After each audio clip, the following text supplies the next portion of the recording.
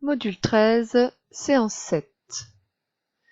Activité ritualisée du jour, on va travailler les durées. Donc vous écrivez ceci sur votre copie double module 13 et vous complétez les deux lignes. Allez-y, vous faites pause, on se retrouve après. Correction, donc une journée c'est 24 heures et une semaine c'est 7 jours. On continue sur les durées.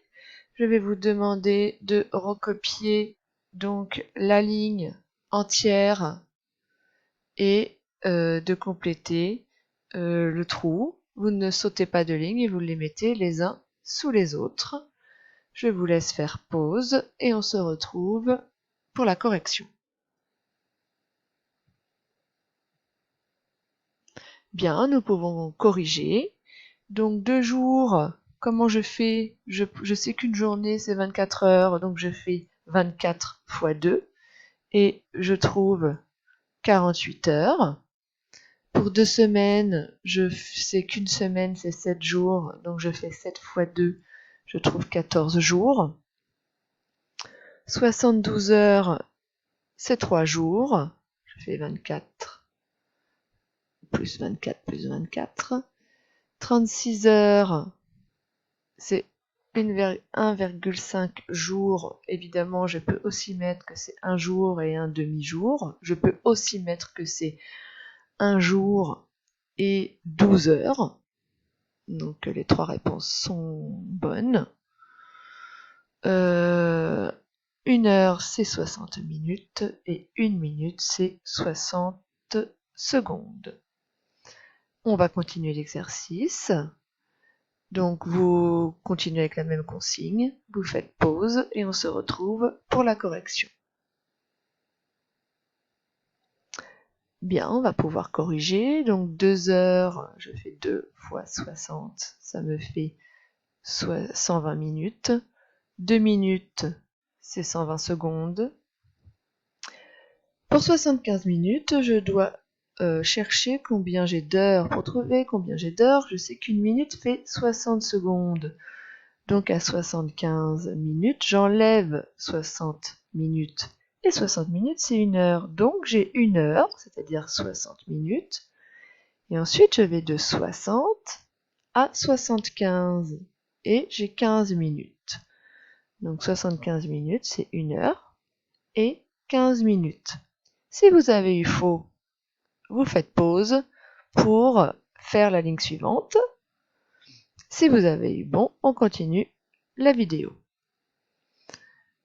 90 minutes, c'est donc 1 heure et 30 minutes parce que 1 heure, c'est 60 minutes et 60 plus 30, je retrouve bien mon 90. Nous continuons. Donc après cette vidéo, quand vous aurez fini, vous trouvez un adulte qui est dans la maison et vous travaillez vos sachets avec votre cahier de réussite comme vous avez l'habitude. 10 minutes, voire plus, si vous avez le temps. Vous travaillez vos sachets là où vous en êtes. Si le sachet 1 est déjà validé, vous faites le 2, le 3. Si le 1 et le 2 sont déjà validés, vous faites que le 3. Et la personne qui vous interroge colorie soit en vert, soit dans les autres couleurs. Le mode d'emploi est sur votre cahier de réussite. On continue. Résolution de problème. Donc sur la copie du module, avec un je cherche, et vous répondez soit avec un dessin, une opération, comme vous voulez. Pour remplir la piscine des enfants de 200 litres, les parents ont versé 25 seaux. Quelle est la capacité d'un seau? Vous faites pause et on se retrouve tout de suite après.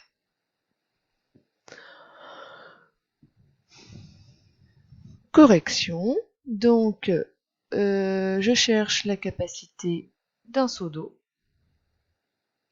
J'ai donc dessiné 25 seaux, vu que je sais que j'en ai 25. Par contre, ce que je ne sais pas, c'est combien j'ai de litres dans ce seau. C'est le but de la question. Par contre, ce que je sais, c'est que si j'additionne ou je multiplie cette capacité par 25, je sais que tous mes seaux ensemble font 200 litres. Donc j'ai plusieurs solutions. Soit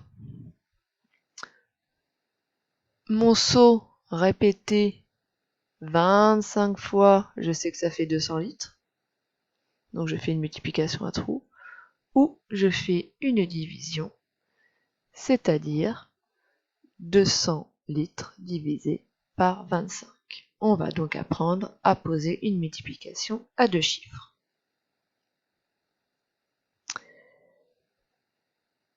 Donc, j'ai deux chiffres au diviseur, j'ai deux chiffres au dividende, ça ne change rien, sauf que j'ai deux chiffres.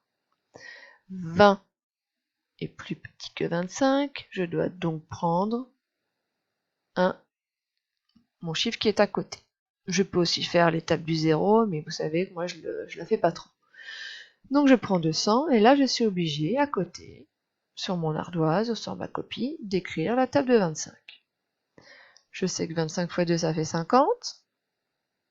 Donc si je fais 25 fois 4, j'arrive directement à 100. Et donc 100, c'est pas loin de 200. Donc si je fais 25 fois 8, il y a des chances que j'arrive à 200. Et oui, 25 fois 8 fait 200. Donc ça tombe juste. Je mets mon 8. 8 fois 25, ça fait 200. Il me reste donc 0. J'ai donc ma réponse. La capacité du seau est de 8 litres. On a répondu au problème. Maintenant, on va passer à l'apprentissage qui est pour vous plutôt de la révision, parce qu'on l'a déjà travaillé en classe. Sur le module, la copie double du module, vous me recopiez cet exercice et vous me dites si la fraction est plus petite ou plus grande que l'autre. Attention, il y a peut-être un petit piège. On se retrouve, vous faites pause, après pour la correction. Correction. 3 fois 5, n'importe quoi. 3 cinquièmes est plus petit que 6 cinquièmes. 7 neuvièmes est plus petit que 12 neuvièmes. 3 quarts est plus grand que 2 quarts. Et là, j'ai 8 cinquièmes avec 3 quarts. J'ai donc un gâteau coupé en 4 et un gâteau coupé en 5. Donc évidemment que les parts ne sont pas identiques. Je ne peux donc pas les comparer. Je rappelle qu'on ne peut comparer que des fractions qui ont un dénominateur identique. Donc, il fallait évidemment barrer ou mettre impossible. 7 huitièmes est plus grand que 6 huitièmes.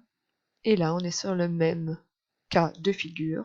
Je n'ai pas le même nombre de parts pour mon gâteau. Un gâteau coupé en 2 aura des parts plus grandes qu'un gâteau coupé en 5. Je ne peux donc pas les comparer. Et donc, il fallait barrer ou mettre impossible. Voilà. Donc, après cette vidéo, vous allez finir en entier votre fichier sur les fractions et vous le corrigerez en classe quand on se reverra. Voilà, donc à bientôt pour une nouvelle vidéo.